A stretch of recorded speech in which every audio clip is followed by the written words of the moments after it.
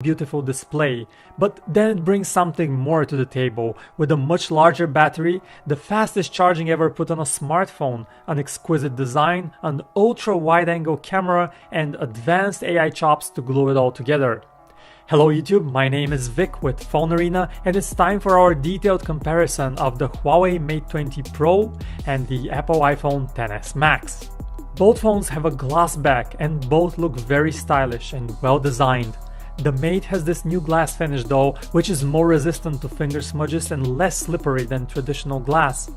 Plus, if you try to scratch it with your finger, it makes this sound as if you were rubbing a vinyl record, which is really cool.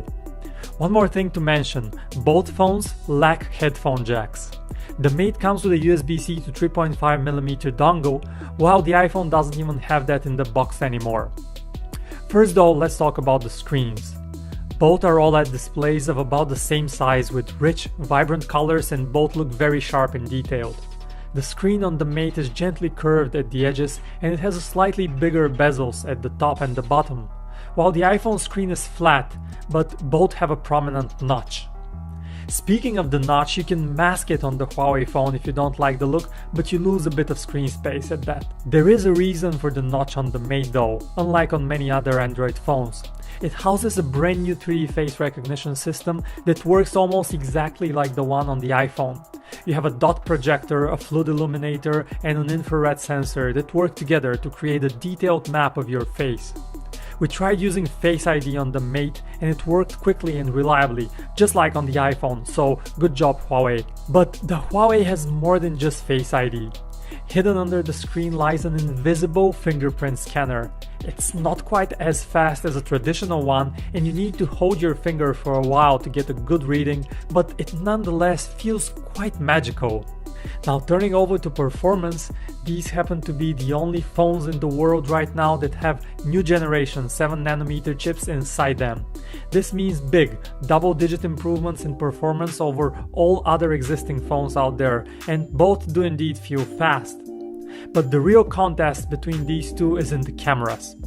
The Mate 20 Pro steps things up with 3 cameras, a regular one, a telephoto one, and an ultra wide-angle lens that allows you to capture epic landscape shots. The iPhone lacks the ultra wide view, but has the other two. Plus it has the smart HDR feature that gives it impressive rich colors that are hard to match. We'll put these to the test very soon, so stay tuned for that comparison. The other key area of a good smartphone is battery life. The Mate has the advantage of a bigger battery than the iPhone here. Huawei has even built a cool new feature around the huge battery, and you can now use the Mate as a wireless charger that would top up other phones. Enable the feature in settings and then you just place the other phone back to back with the Mate and it will charge up. This works instantly with any phone that has wireless charging, so you can even charge up an iPhone with the Mate 20 Pro no problem. Huawei also takes things further with a new Huawei supercharger that comes in the retail box with the phone and delivers a whopping 40 watts of power, while the iPhone doesn't even include a fast charger in the box, which is a shame. At the end of the day, an iPhone still has the promise for long years of software updates, iMessage, the App Store, and all the rest, but the Mate 20 Pro looks like a very convincing Android rival. So which of these two do you prefer? And what do you think about the new Mate 20 Pro? Let us know in the comments, and don't forget to visit us at www.phonearena.com for the latest in mobile tech. My name is Vic with Phone Arena, thank you for watching this, and I will talk to you in the next one.